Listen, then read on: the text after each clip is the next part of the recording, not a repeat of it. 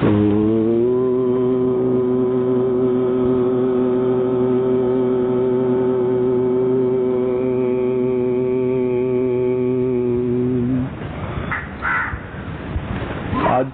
చేతనత్వంలో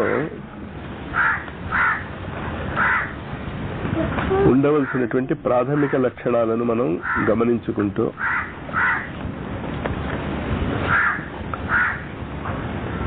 ఇంకొక లక్షణం ఏంటి అంటే వసుధైవ కుటుంబకం. ఈ ప్రపంచం అంతా కూడా నా కుటుంబమే అనేటటువంటి నిజమైన భావన. కబుర్లు చెప్పడం కాదు, ప్లాట్ఫామ్ మీద లెక్చర్లు ఇచ్చేసి లోపల అసూయతో ద్వేషాలతో రగులుతో ఉన్నటువంటి మనస్సులు కాకుండా వసుధైవ కుటుంబకం అనేటటువంటి భావన. ఆ భావనకి 24 అనేటటువంటి సంఖ్య చాలా ఉపయోగపడుతుంది. ఆ 24 అనేటటువంటి సంఖ్యను మెషిన్ లాగా, యంత్రం లాగా ఉపయోగించుకునేటటువంటి యంత్రమే ఇవాళ యంత్రం. ఇది గమనించారో లేదో మరి నాకు తెలియదు. అమ్మాయ 24 మంది వచ్చారు. Nature is always right. అంచేత దాన్ని ఉపయోగించుకోవటం నేర్చుకోవాలి యంత్రాన్ని. చాలా సార్లు మా స్నేహితులు నాతో అంటారు, రామకృష్ణ నువ్వు కారు తీసుకెళ్ళిపో అని. తీసుకెళ్ళిపోయి ఏం చేస్తాను దాన్ని? అసలు తొయ్యలేరు కూడా దాన్ని. నడపటం రాదు, కానీ నడపటం వస్తే కారు ఉపయోగపడుతుందా ఉపయోగపడదా? అలాగే దానికి యంత్రము అని పేరు పెట్టినటువంటి ఋషుల యొక్క సత్య చేతనత్వము మనం అవగాహన చేసుకోవడానికి ప్రయత్నం చేయటంలే. వేసేసుకుంటున్నాం యంత్రాలు. మాస్టర్ వేసుకోమన్నారు కనుక వేసుకోమన్నారు. భలే శిష్యులు దొరికారు భారతీయ ఆధ్యాత్మిక జగత్తులో. అసలు ఆ జాడ్యం ఎలా పోగొట్టాలో అర్థం కావటం లేదు నాకు. ప్రశ్న అది, అది మీ తప్పు కాదు. అది అలా పెంచారు మన్ని. ఎలా పెంచారు? నువ్వు కళ్ళు మూసి కూర్చుంటే చాలు. కళ్ళు మూసుకుని ఏం చేస్తాడు? నిద్రపోతే గురువు పెడితే ఇంకా మంచిది. నీ అల్పజ్ఞత్వానికే విశ్వవిద్యాలయాలు కట్టుకుంటున్నావు, డిగ్రీలు అవార్డు చేసుకుంటున్నావు. ఆధ్యాత్మిక విద్య గురించి ఏం చెప్పుకుంటున్నాం మనం? అనేక జన్మల యొక్క సంసిద్ధత నీకు ఆధ్యాత్మిక విశ్వవిద్యాలయంలో ప్రవేశార్హత కలిగిస్తుంది. You will get only admission. Admission వచ్చాక వాళ్ళ పాటలు భగవంతుడికి తెలియాలి. ఋషుల యొక్క పాటలు రావణాసురుడి చేతిలో, దేవతల యొక్క పాటలు, ఋషుల యొక్క పాటలు హిరణ్యకశిపుడి చేతిలో, నరకాసురుడి చేతిలో మీరు చదవలేదా? అంటే మీ ఉద్దేశం ఏంటి? ఋషిత్వం వచ్చేస్తే ఇంకా రైట్ రాయల్ గా మీరు కూర్చుని ఇటు ఓ చేత్తో సిగరెట్, ఒక చేత్తో పెగ్ ఆఫ్ విస్కీ కూర్చుని వస్తున్నా. ఎందుకు ఆ మూర్ఖత్వపు భావనలో ఉంటారో నాకు అర్థం కాదు. దాన్ని సవరించటానికి సప్తర్షి వేద విశ్వవిద్యాలయం యొక్క స్థాపన. మీరు మామూలు విద్యల కంటే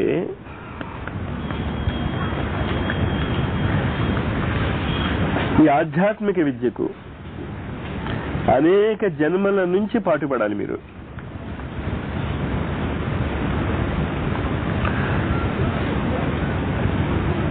ప్రతి జన్మ యొక్క కంటిన్యూయేషన్ మీకు తెలియాలి.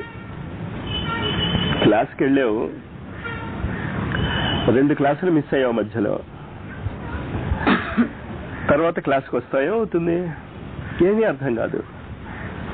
మరి జీవితాలు మీరు మిస్ అయిపోతున్నారే, మీకు ఎలా అర్థం అవుతుంది అది అన్న ఆవేదన ఆ 24 అనేటటువంటి సంఖ్యలో ఉంది. ఉపయోగించుకోండి ఆ యంత్రాన్ని. మీరు ముందు వెనక్కి వెళ్ళటానికి ఉపయోగించుకోవచ్చు. ద్వాదశ రాశి చక్రాన్ని ముందుకైనా తిప్పుకోవచ్చు, వెనక్కైనా తిప్పుకోవచ్చు.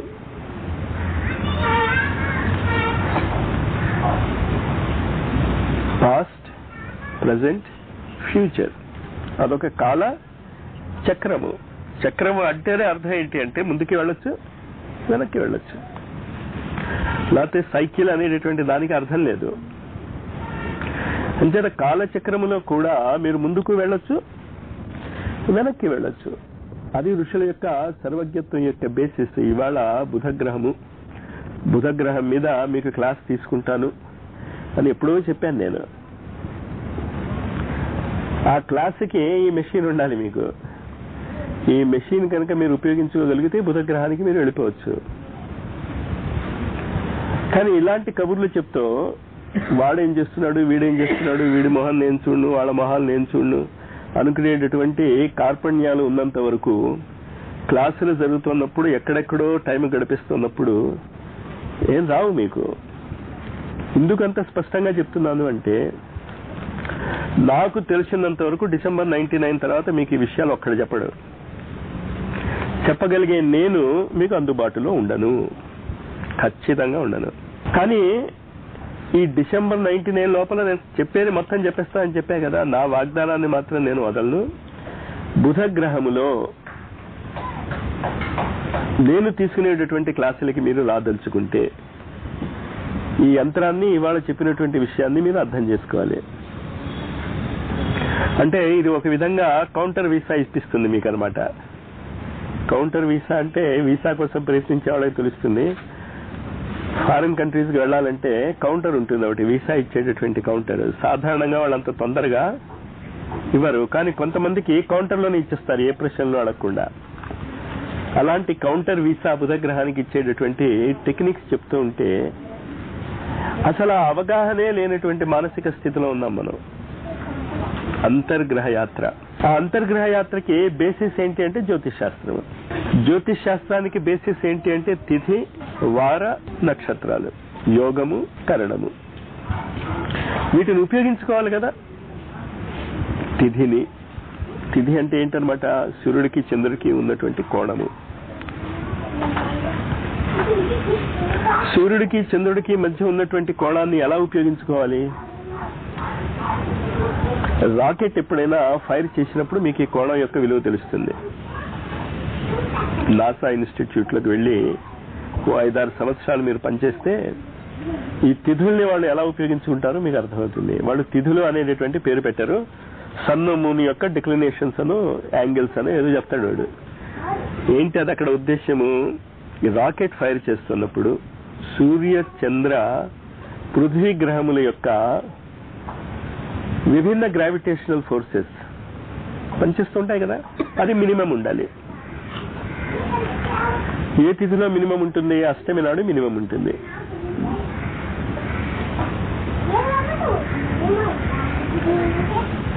తిథిని దానికి ఉపయోగించుకోవాలి. ఎవడు ఉపయోగించుకుంటాడు? తిథివార నక్షత్రాలు ఎవడికి కావాలి అంటే అంతర్గ్రహ యాత్ర చేసేవాళ్ళకి కావాలి.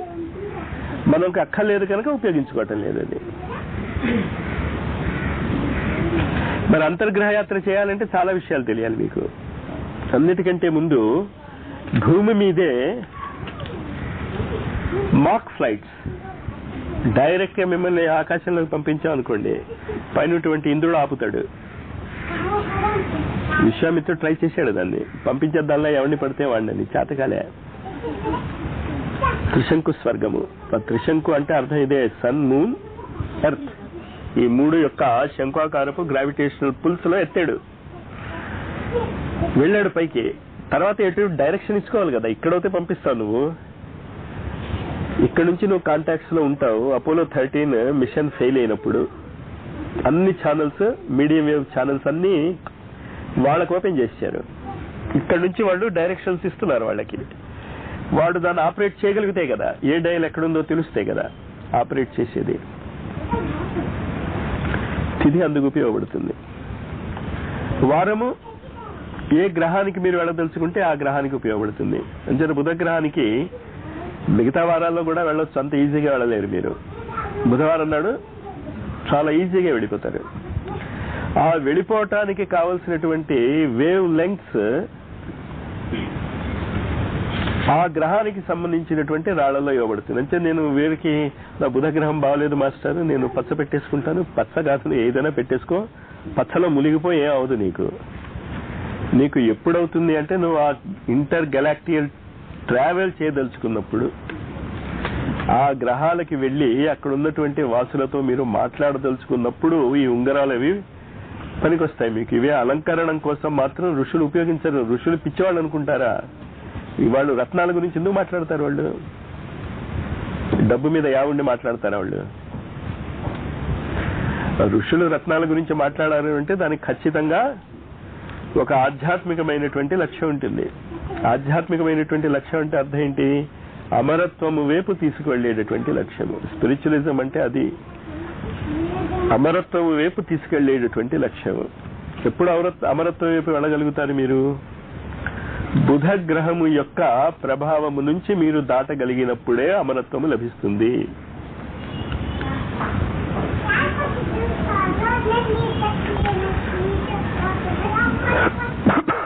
కరెక్ట్ గా మధ్యన ఉంటాడు బుధుడు. ఇటు 3 అటు 3. Tuesday, Monday, Sunday. ఇటు థర్స్డే, ఫ్రైడే, సాటర్డే. సమత్వం యోగ ఉచ్యతే. అంచేత సమత్వం ఎక్కడి నుంచి వస్తుంది? ఆ యంత్రం యొక్క మధ్యన ఉన్నటువంటి షేప్ మీరు పట్టుకోగలిగితే అర్థమవుతుంది. ఏ షేప్ ఉంది అక్కడ? 8 అనేటటువంటి అంక ఉంది. ఈ 8 అనేటటువంటి అంకె ఎలా ఉపయోగించుకోవాలో మహాభారతంలో చెప్పాడు. నేను చాలాసార్లు చెప్పాను నేను దాన్ని. 2 ఎనుముదల మధ్య జరిగేటటువంటి పోరాటం అది. ఇటు భీష్ముడు 8వ వాడే, అతను అమరుడే, ఇచ్ఛామృత్యు ఉంది అతనికి. శ్రీకృష్ణుడు 8వ వాడే. ఇద్దరికి ముందు ఉన్న 7 చచ్చారు. శ్రీకృష్ణుడికి ముందు పుట్టిన 7 కూడా బలరాముడిని కనుక మనం వదిలేసుకోగలిగితే, కానీ బలరాముడిని ఎందుకు వదలాలి అన్నది మనం తర్వాత ఆలోచిద్దాం. పైకి వెళ్ళిపోయారు. యోగమాయ అంతరిక్షంలో నిలిచి ఉంది కృష్ణుడు నిర్యాణం వరకు. కృష్ణుడు నిర్యాణం తర్వాత మళ్ళా ఈ మధ్యనే మళ్ళా భూమి మీద తన యొక్క ఉనికిని స్థాపించుకోవడానికి ప్రయత్నం చేస్తోంది. దానినే మనము జగజ్జనని మహాయోగేశ్వరి శక్తిగా మనము చెప్పుకుంటున్నాం. అంచేత ఈ 2 అష్టములు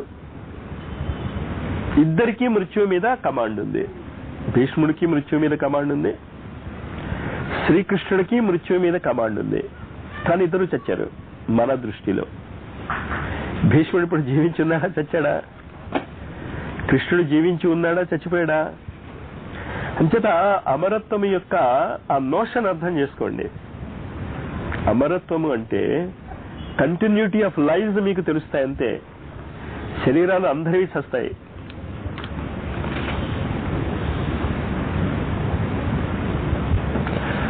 అది తెలుసుకునేటటువంటి అద్భుతమైనటువంటి విద్య మీకు ఆ యంత్రంలో కనిపిస్తుంది. 8 చుట్టూ ఏమేమి ఉన్నాయో ఆ సంఖ్యలు చూసుకోండి. ఆ సంఖ్యలు చాలా అద్భుతమైనటువంటి చేతనత్వం వైపు మిమ్మల్ని తీసుకువెళ్తాయి.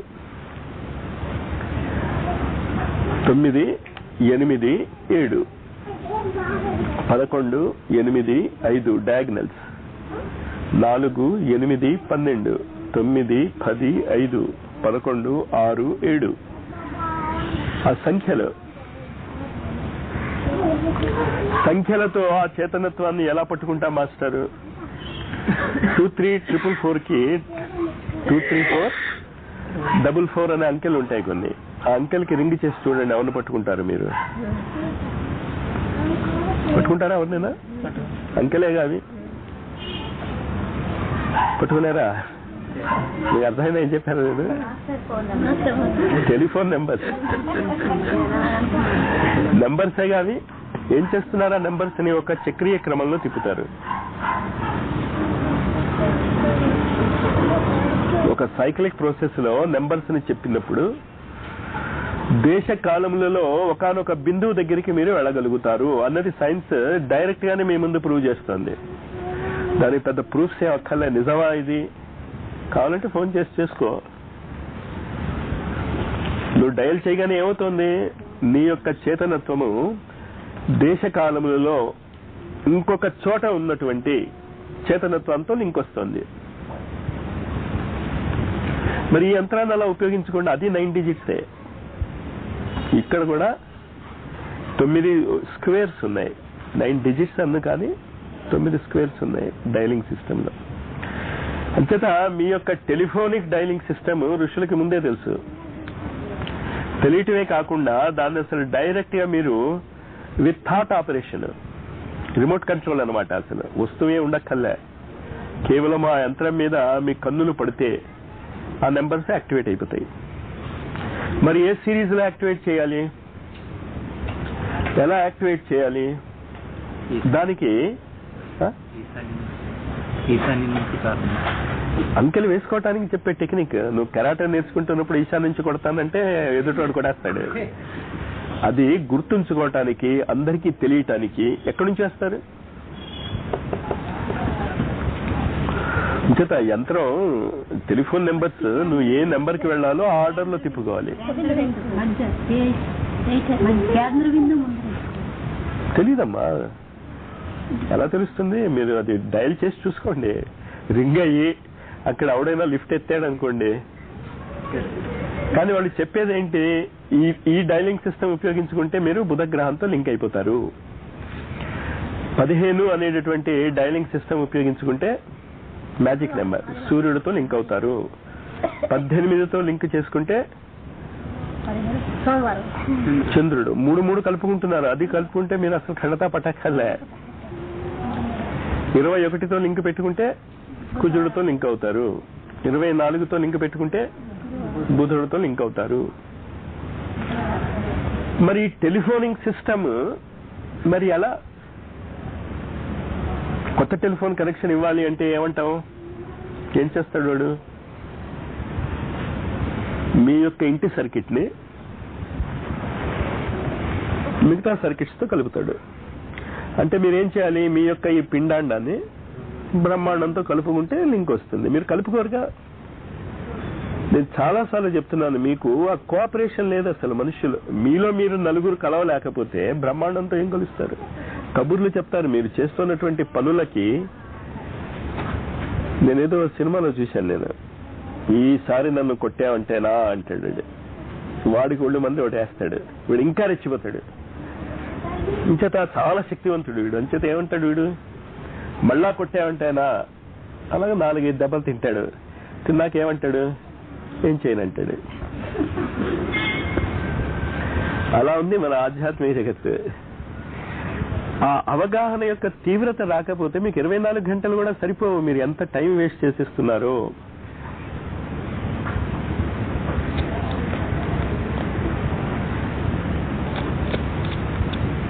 ఇంకట పిండాండ బ్రహ్మాండ సమన్వయములో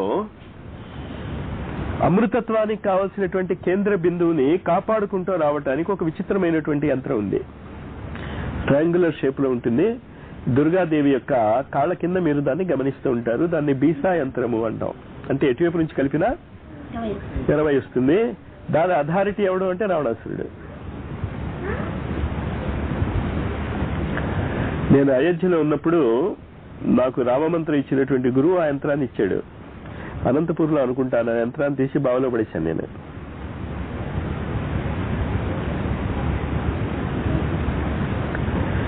ఇంచేత న్యూక్లియర్ రియాక్టర్ ని ఉపయోగించుకోవటం చేత కానప్పుడు బెస్ట్ మెథడ్ ఏంటి? సముద్రంలో పడేదాన్ని.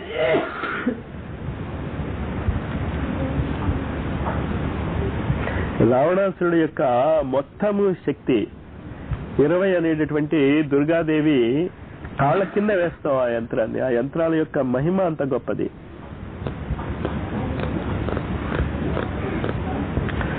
బుధుడి యొక్క యంత్రం పిండాండ బ్రహ్మాండ సమన్వయంలో మన శరీరంలో ఎక్కడుంటుంది? సూర్యచక్రం దగ్గర ఉంటుంది కదా, నావెల్లో. మరి అది 8 అనుకుంటే బొడ్డుని, అది 8 ఎందుకు అయింది? అక్కడ నుంచి 10 నాడులు, 12 నాడులు, 5 నాడులు ఎటు వెళ్తున్నాయి, ఎలా వెళ్తున్నాయి, ఏ విధంగా ఈ పిండాండ బ్రహ్మాండ సమన్వయం తెలియాలి అంటే మీకు ఎనాటమీ తెలియకుండా ఏం జరగదు. ఎనాటమీ తెలియాలి మీకు. ఎనాటమీ తెలియకుండా మేము యోగులం అయిపోతాం. ఎనాటమీ తెలియకుండా ఎవడు యోగి అవ్వలేదు, ఇంక్లూడింగ్ వెంకయ్య స్వామి. ఏ జన్మలోనో చదివి ఉంటాడు ఎనాటమీ అతను. ఈ జన్మలో అవి స్ఫురణకి వచ్చి ఉంటాయి. మీరు ఏ జన్మలోనే చదివే ఉంటారు. లేకపోతే ఎనాటమీ క్లాసెస్ ఎందుకు అటెండ్ అవుతారు? మీరు అటెండ్ అవుతే ఎలా అర్థం అవుతాయి మీకు? స్ఫురణకి వస్తాయి చదివినవి ఇదివరకు జన్మలలో. అన్ని ఒకే జన్మలో ఆవిడ చదవగలడు. కానీ ఖచ్చితంగా ఈ 44 రోజులలో ట్రాన్స్ఫర్ కూడా జరుగుతుంది. మీకు ఆ దమ్ము ఉండాలి. కానీ ఇప్పుడు తనతో చెప్తున్నాను కదా, అద్భుతమైనటువంటి పుస్తకం చూశాను, డౌన్లోడ్ చేసేయమ్మా అని. అంటే ఆ పుస్తకం నేను రాయలేదు, ఆ పుస్తకం ఉందని నాకు తెలీదు, చూశాను నేను. చూడటం అనేది ఏ చక్రం ద్వారా కంట్రోల్ అవుతుంది? దృష్టి. దృష్టితో డయల్ చేసేయచ్చు నాభి చక్రాన్ని. ఇంచేతంటే అది దృష్టికి సంబంధించినటువంటి చక్రము కనుక. అంచేత అనటామికల్ ఫిగర్స్ చాలా విచిత్రమైనటువంటి రోగంతో బాధపడుతున్నటువంటి కొంతమంది ఒక పిల్లవాడిని తీసుకుని వచ్చారు వెంకయ్య స్వామి దగ్గర. చేతులు ఎత్తేసాకే కదా స్వాముల దగ్గరికి వెళ్ళేది.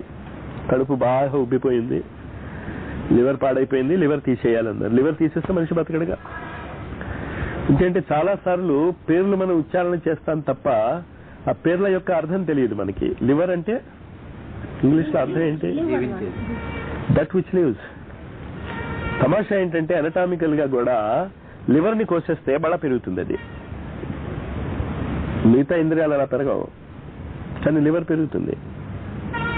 దాని పేరే దట్ విచ్ లివ్స్. అంచేత లివర్ పాడైపోతే ఇంకా వీడు బతకడు. ఆ లివర్ పాడైపోతే మరి ఇంకా బతకడు అని చెప్పడానికి మీరు అవగాహన చేసుకోండి. ఎందుకు చెప్తున్నాను? బుధ చక్రానికి దానికి అక్కడ ఉన్నటువంటి సంఖ్యలకి దానికి ఎక్కడ లింక్ ఉన్నదో యంత్రములో ఈ పిండాండాన్ని మీరు కంట్రోల్ చేయగలిగితే ఏం చేశాడు వెంకయ్య స్వామి? 106, 107 టెంపరేచర్లో ఉంది, కోమాలో ఉంది పాప. కడుపు బాగా ఉబ్బరించి ఫుట్బాల్ లాగా ఉంది. తన కుడికాలు బొటకను వేలిని పాప కడుపు మీద పెట్టి నొక్కేశాడు. తెలుసుగా సంఘటనలు. అంతే. ఈసారి అలాంటి కేసు ఏదైనా వస్తే మీరు నొక్కేయండి. అదటు మనం జైలుకి. ఏంటి తేడా అక్కడ? అంచేత వాళ్ళు గుడ్డిగా నొక్కారు అని కాదు, దే నో ద అనాటమీ. డాక్టర్లు నొక్కుతారు, మనం నొక్కుతాం, తేడాలే. ఎందుకు ఈ ఉదాహరణ చెప్పానంటే వాళ్ళు గుడ్డిగా ఏం చేయలేదు, దే నో ఇట్. రామిరెడ్డి తాత very recent addition to our అవధూతాస్. మొన్ననే ఆయన జీవిత చరిత్ర రాయటం పూర్తి చేశాం. నేను ప్రింట్ అయిందో లేదో నాకు తెలియదు, నేను 2 రోజుల్లో అయిపోవాలని చెప్పి పంపించాను. కానీ ఆ రామిరెడ్డి తాత మీద నాకు స్పెషల్ ప్రేమ ఎందుకు పుట్టుకొచ్చిందంటే ఆయన శాంతి కుంజికి వెళ్లి 3 రోజులు ఉన్నాడు. అశ్వమేధ యజ్ఞ పరంపరలో ఆ అవధూత యొక్క రోల్ చాలా ఉంది. ఇంటికి ఏమైందంటే ఈ రామిరెడ్డి గారి దగ్గరికి కర్నూలులో ఆయన రోడ్డు మీద అలా నడుస్తూ ఉంటే ఓ ముస్లిం ఫ్యామిలీలో హోప్లెస్ కేసుగా ఉన్నటువంటి ఒక బాబుని తీసుకుని వస్తున్నారు కర్నూలు హాస్పిటల్కి. ఈయన గురించి ఆవిడ వినుంది. ఆ తల్లి ఎందుకైనా మంచిదని ఆయన చేతిలో పెట్టింది. వెర్రాడి చేతిలో రాయి. ఏం చేశాడు? బాబుని ఎత్తుని విసిరి పారేశాడు ఆకాశంలోకి. వీళ్ళు ముళ్ళ కంచె మీద పడి కంచెలోంచి కింద పడ్డాడు. అదే హోప్లెస్ కేసు అసలు అది. ఇంకా ఊహించుకోండి ఆ అమ్మ ప్రాణాలు ఎలా ఉండి ఉంటాయో. ఎరక్కపోయి వెర్రాడి చేతిలో పెట్టారు. మన పళ్ళు చేసేస్తే వాళ్ళు వెర్రాడు కాదు, తెలిసే పెట్టిందిగా, ఎరక్కపోయింది ఎందుకు అంటాం. మీ పళ్ళు అవ్వకపోతే గురువు అధవే.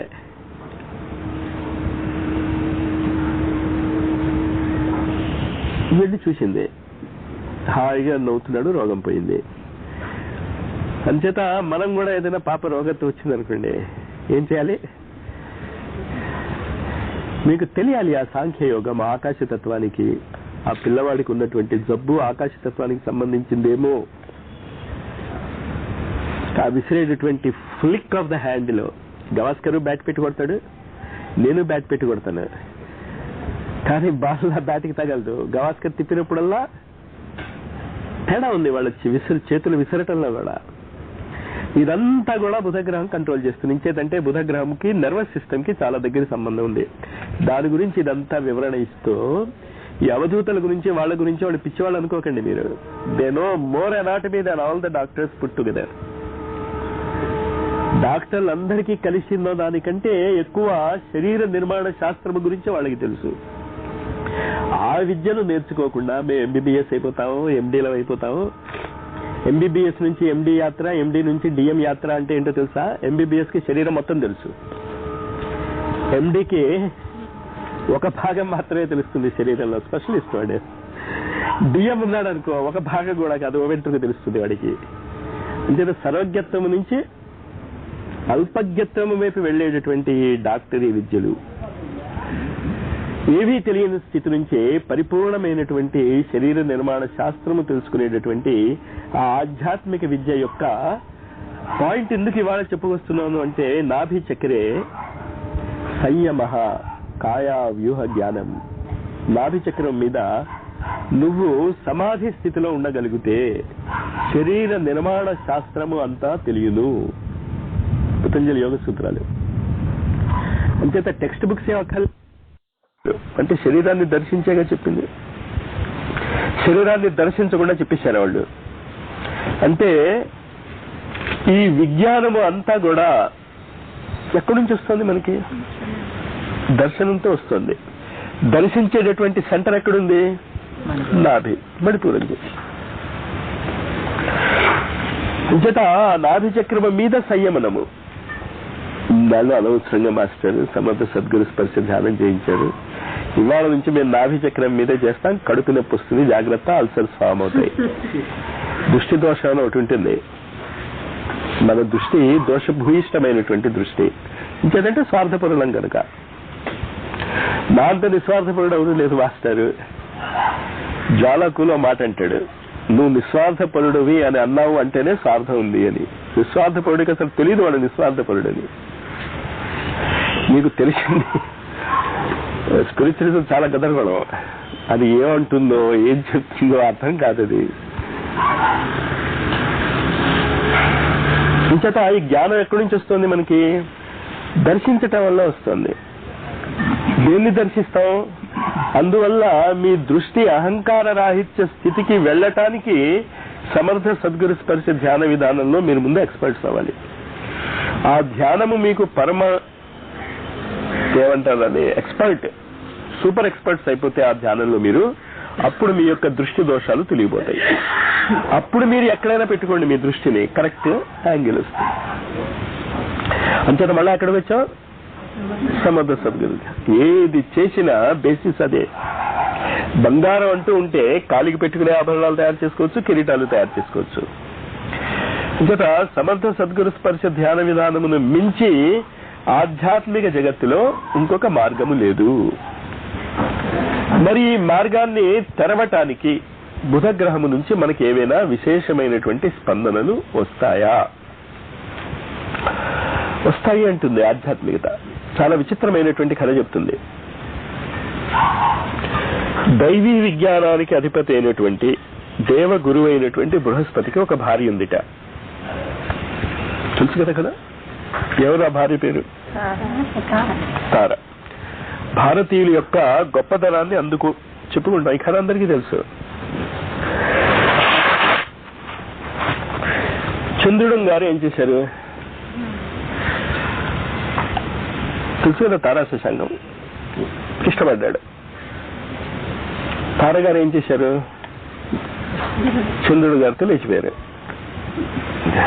కదా, లేచిపోతే ఏమైంది వాళ్ళకి? బుధుడు అనేటటువంటి పిల్లవాడు పుట్టాడు. ఇంత పిచ్చి కథ రాయటంలో ఋషుల లాంటి ఋషులు పిచ్చివాళ్ళైనా మీరు అనుకోండి, నిజంగా వాళ్ళు సత్యవంతులు, మానవ జాతి యొక్క పరాకాష్ఠ స్థితికి చేరుకున్నటువంటి వ్యక్తిత్వాలు అంటే ఈ కథ రాయటంలో వాళ్ళ ఉద్దేశం ఏంటి? ప్రశ్న ఎప్పుడు మీరు ఎలా వేసుకోవాలి అంటే, ఆ మాట చెప్పిన వాడి యొక్క బ్యాక్గ్రౌండ్ బట్టి మీరే అనలైజ్ చేసుకోవాలి. ఎప్పుడు నువ్వు పిచ్చివాడు చెప్పాడు అనుకోండి, ఇక్కడ తవ్వంది, ఇక్కడ నిధి ఉంది అంటే మనం తవ్వం. కానీ ఒక ఋషి చెప్తే ఎందుకు తవ్వుతాం? వాడు సత్య దర్శనుడు కనుక.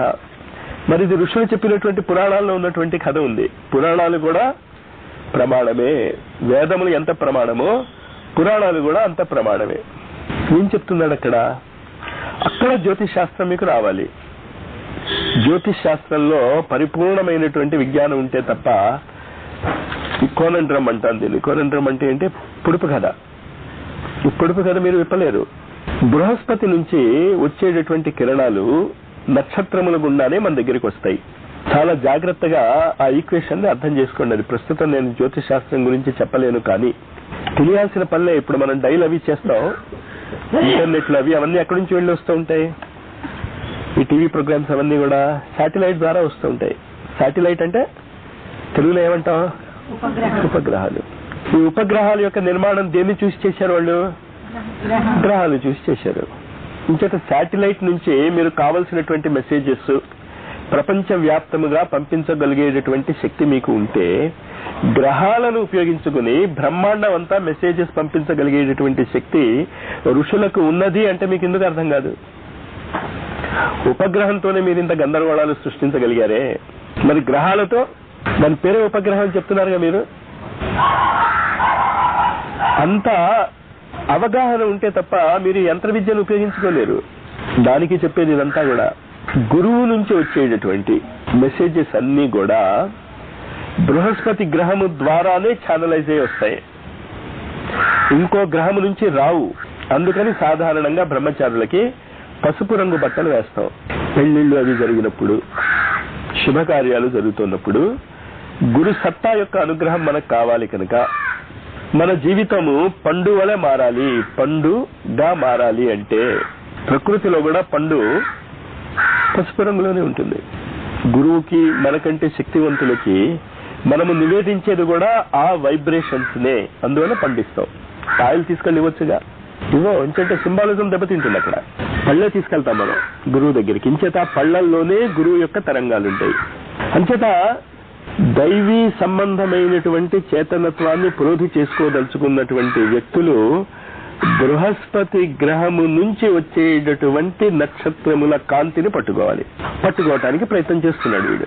పట్టుకోవటానికి ప్రయత్నం చేస్తూ ఉంటే మీ దృష్టి దోషం అవుతుంది. బుధగ్రహం మీ శరీరంలోకి ఆ గురువు యొక్క అనుగ్రహం పడగానే ఆ తార యొక్క కాంతి, ఆ సెలెస్టియల్ లైట్ మీ శరీరంలో ఉన్నటువంటి బుధుడు ద్వారా దర్శింపబడుతుంది. అంటే ఆ తార యొక్క కాంతి ఏమైంది? బుధుడు గ్రహంతో గందరగోళం అయింది. మీ యొక్క నర్వస్ డిసీజెస్, మీ యొక్క నర్వస్ అంటే దృష్టి దోషాలన్నీ. ఈ దృష్టి దోషాలు ఇవంతా దేని వల్ల వస్తాయి? మనస్సు వల్ల వస్తాయి, చంద్రుడి వల్ల వస్తాయి. అంచేత మనస్సుని మీరు ఆపేయగలిగితే, మనస్సుని ఎలా ఆపుతాం మనం? సమర్థ. మళ్ళీ అక్కడికే వస్తాం తిరిగి. సైన్స్ అర్థం అవుతే చాలా స్పష్టంగా మీ యొక్క సాధన యొక్క ఇది చేయకుండా మేము అంతా చేస్తాం. అంతకంటే పరమ మూర్ఖత్వం ఏముంటుంది? ధ్యానము టైంలో అందరూ కలిసి ధ్యానం చేస్తున్నప్పుడు అది తప్ప నువ్వు ఇంకోటి చేసావనుకో అంటే నువ్వు చాలా గొప్పవాడు అయినా అయి ఉండాలి, లేకపోతే నీకు అది అక్కర్లేదు అనుకుంటే అసలు ఆవిడ ఏం చేయలేడుగా. కావాలనుకుంటే ఈ గందరగోళాలు. కానీ అంచేత బుధుడు దేంతో దెబ్బతిన్నాడు? తార నక్షత్రం యొక్క కాంతి దేనితో క్లౌడ్ అయింది? చంద్రుడితో. చంద్రుడి యొక్క నర్వస్ వైబ్రేషన్స్ దేని వల్ల కంట్రోల్ అవుతాయి? బుధుడితో కంట్రోల్ అవుతాయి. కనుక బృహస్పతి యొక్క భార్య తార చంద్రుడు లేపకపోతే బుధుడు జన్మిస్తాడు. అంటే ఎంత చిన్న కథతో మొత్తము మన శరీర నిర్మాణ శాస్త్రంలో ఇంకా చాలా ఉంది. ఇదంతా కరెక్ట్ చేయటానికి ఈ ధుని తయారు చేస్తున్నాను నేను. షిర్డి సాయి ధునికి నేను పెట్టే ధునికి అసలు ఏం సంబంధం లేదు. చెప్పగా షిర్డి సాయి చిన్న బడుద్దాయి అంతే. కానీ పిల్లల చేతిలో పెడితే ఏం లాభం? మీరు దాన్ని ఉపయోగించుకుంటారా, లేకపోతే యక్షగంధర్వ నాగలోక వాసులకు అప్పచెప్పాలా అన్నదే 2000 ముందు నేను తీసుకోవాల్సిన నిర్ణయం కూడా కాదు. అది మీ నిర్ణయాలు, నా నిర్ణయం లేదు ఇక్కడ. ఆ నిర్ణయాలు ఎప్పుడు కరెక్ట్ గా అవుతాయి? కమ్యూనికేషన్స్ కరెక్ట్ గా ఉంటాయి. బుధుడు దేన్ని కంట్రోల్ చేస్తాడు? Communication in charge. మొత్తం శరీరములో నాడీ మండలము దెబ్బతింటే, అందువల్ల కమ్యూనికేషన్స్ కరెక్ట్ గా ఉంచుకోండి అంటే దెబ్బతింటున్నది ఏంటి? మరి మీరు చెక్ చేసుకోండి. అది అందుకోసం ఇరిటేట్ అయ్యాను నేను. ముందే వార్నింగ్ చెప్పినా బ్యాటరీ రాలేదు. ఇంతోటి నేను చెప్పేటటువంటి దానికి బ్యాటరీ అక్కర్లే, ఈ మాత్రం మాటలు వినిపిస్తాయి. కానీ మీ యొక్క బుధగ్రహం దెబ్బతింది, మీ యొక్క మనసు దెబ్బతింది, మీ యొక్క ఒక టెస్ట్ లో మీరు ఫెయిల్ అవుతున్నారు. జాగ్రత్తగా ఉండండి. 42 రోజులు, ఈ 42 రోజులు మీరు జాగ్రత్తగా ఉండగలిగితే మ్యాజిక్ జరిగిపోతాయి మీ జీవితంలో. కష్టపడాలంటే పరీక్ష రోజుల్లో లాగే పిల్లవాళ్ళు సంవత్సరం అంతా అల్లరిచిల్లర తిరిగినా తల్లిదండ్రులు ఏమనరు. పరీక్ష రోజుల్లో స్పెషల్ కేర్ తీసుకుంటాం, తిడతాం, కొడతాం, వెళ్ళకురా బాబు అంటాం, వెళ్ళకపోతే తలుపులేసేస్తాం. మరి నేను చేయలేను కదా, అది మీ అంతటి మీరు చేసుకోవాలి. అది మిమ్మల్ని మీరు అదుపులో ఉంచుకోవాలి. మిమ్మల్ని మీరు మాటలలో కానీ భాషలలో కానీ కమ్యూనికేషన్స్ లేకపోతే చాలా చాలా ఎక్స్పెరిమెంట్స్ నేను చేస్తాను. ఇక్కడ ఏ ఎక్స్పెరిమెంట్ కరెక్ట్ గా కమ్యూనిటీకే కాదు. ఇదంతా కూడా బుధచంద్రుల యొక్క తారా శశాంకం యొక్క గందరగోళం. బుధచంద్రులు కాదు, తారా శశాంకం యొక్క గందరగోళం. నిజమే అంచేత యు ఆర్ నాట్ ఎగ్జామ్టెడ్. నియమం తెలియదు కనుక నేను హత్య చేసేసాను సార్, నాకు తెలిసి ఉంటేనా హత్య చేస్తే ఉరిశిక్ష వేస్తారని, తెలియకుండా హత్య చేసి ఉండేవాడిని అంటే తప్పించుకుంటావా ఏంటి? అంటే నువ్వు చెప్పటంలోనే నువ్వు చెప్తున్నావు హత్య గ్యారంటీగా చేస్తానని. తెలియకుండా చేస్తావా, తెలిసి చేస్తావా? వద్దు. అవి అవగాహన చేసుకోండి. ఆ బుధ గ్రహం యొక్క బుధాదిత్య యోగము యోగ కర్మసు కౌశలం. చంద్రుడు బదులు తారా శశాంకముతో జన్మించినటువంటి బుధుడు సూర్యుడితో కనుక లింక్ పెట్టుకోగలిగితే, సూర్యుడు ఎక్కడున్నాడు? మన హృదయంలో. హృదయంలో ఉన్నాడు. హృదయమే కదా అనాహత చక్రం. అంచేత బుధుడు అనాహత చక్రముతో కనుక లింక్ పెట్టుకోగలిగితే, ఇదంతా కూడా సావిత్రిలో చెప్పాడు. ఇది తప్ప అన్ని చెప్తాడు. ఎంత బాగా పోయిటరీ రాశాడు, ఆ పదాలు ఎంత బాగా వేశాడో చెప్పి. ఆ పదాలు వేయటానికి అరవిందో సావిత్రి రాసింది. ఏం చేస్తాం? సంవత్సరానికి ఒక ఎడిషన్ చొప్పున 49 సంవత్సరాలు ఆయన దాన్ని రీరైట్ చేశాడు. ఒక యోగి ఏం రీరైట్ చేశాడో, ఎందుకు రీరైట్ చేశాడో సావిత్రి పుస్తకం ఉంటుంది, చదవు మనం. కానీ ఏం చెప్తాడు? సూర్యోదయపు ముందు క్షణాలలో ఈ పుస్తకం మీ చేతులకు వస్తుంది. వచ్చిందిగా. అంచేత మీకు సూర్యోదయపు గడియలు చూసే హక్కు ఉంది. కానీ మీరు ఏం చేస్తున్నారు? నేను కళ్ళు తెరవని అంటున్నారు. లేచారు. చాలా సార్లు మీరు అబ్జర్వ్ చేసి ఉంటారు. నిద్ర లేస్తాం కానీ లేవం, మళ్ళీ ముసుగు తంతాం. దయచేసి ముసుగు వేసుకోకండి. సామూహికంగా పనులు చేయటం నేర్చుకోండి. బుధుడు యొక్క లక్షణం అది, కామర్స్. బుధుడు కామర్స్ ని కంట్రోల్ చేస్తాడు. అందుకే చెప్పేది అస్ట్రాలజీ మీకు ఎంత బాగా వస్తే వేదాలు అంత బాగా అర్థమవుతాయి. మరి అస్ట్రాలజీ మీరు ఎన్ని సంవత్సరాలు బట్టి నేర్చుకుంటున్నారు? 4-5 ఏళ్లలో ఎక్స్పర్ట్స్ అయిపోయి ఉండాలి మీరు. ఎక్కడున్నామంటే ద్వాదశ రాశుల్లో ఉన్నాం. కానీ నేను ఎందుకు ఇది చెప్పేది? ఎంత కీలకమైనటువంటి విద్యను ఎందుకు ఉపయోగిస్తామంటే, మా అమ్మాయికి పెళ్ళవుతుందా పెళ్ళవుతుందా జాతకం చూసి చెప్పండి సార్. ఒళ్ళు మండి నేను జాతకాలు చూడటం అనుకున్నాను. దాని గురించి కాదుగా. జ్యోతిష్యము ఋషులు వేదము యొక్క కన్ను అన్నారు. వేదాలు అర్థం చేసుకోవటానికి జ్యోతిష్యం నేర్చుకోమంటే, ఇప్పుడు ఇందాక కథ నేను చెప్పానే, అది జ్యోతిష విద్య ఆధారంగా మీరు అనాలిసిస్ చేసుకోగలుగుతారు. లేకపోతే రాదు ఈ అనాలిసిస్. మరి అస్ట్రాలజీ నేర్చుకోవాలి. ఉండండి మాస్టర్, వాళ్ళ నుంచి నేర్చుకుంటాం. తీస్తారు పుస్తకం, ఈ లోపల బెల్ కొట్టేస్తారు, భోజనం టైం అయిపోతుంది. రైట్, భోజనం చేసే మాస్టర్ ఎట్టా ఏం చెయ్యాలో మీరు నిర్ణయించుకోండి. అందుకే నేను చెప్పాను, నేను చాలా స్పష్టంగా మీరు మీ జీవితాన్ని 3 భాగాలుగా చేసుకోండి. Immediate project 8 hours.